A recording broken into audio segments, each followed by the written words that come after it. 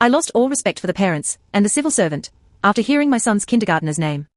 The day I took my son to kindergarten, a milestone I had been both eagerly anticipating and dreading, is now seared into my memory, not for the sweet, slightly sticky hug he gave me, but for a moment of profound, cold shock.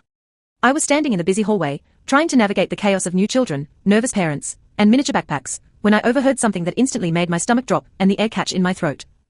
I found out, right there, among the brightly colored cubbies and the smell of fresh crayons, that one of the girls in his class had a name so utterly and hideously offensive that it was almost unbelievable.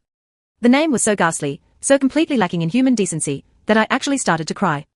It wasn't just a simple, immediate reaction of disgust, it was a deeply personal, overwhelming sorrow that washed over me, partly for myself, but mostly for that little girl. The reason this seemingly small encounter turned into a gut-wrenching emotional breakdown is rooted in my family's history. I lost a significant portion of my family during the Holocaust, an atrocity whose shadow still stretches over my life. My grandmother and my great-aunt were the only two survivors from our entire extended family.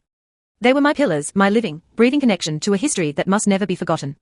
Sadly, I lost them both this very year, and the grief was still a raw, open wound. Later that afternoon, when I returned to the school to pick my son up, I was still reeling from the morning's discovery. The noise level was higher this time, a cacophony of excited shouts and tired whines. That's when I heard it. A mother, standing not 10 feet away from me by the classroom door, called out to her daughter. "Come on, sweetie," she chirped. I froze. I genuinely thought I had misheard the word, the collection of syllables that had just escaped her mouth. I desperately tried to rationalize it in my mind, maybe it's an Eastern European name. I thought. An unusual, but perfectly innocent, cultural derivative. I strained my ears, hoping to catch it again, praying I was mistaken. Then she said it again. It was unmistakable.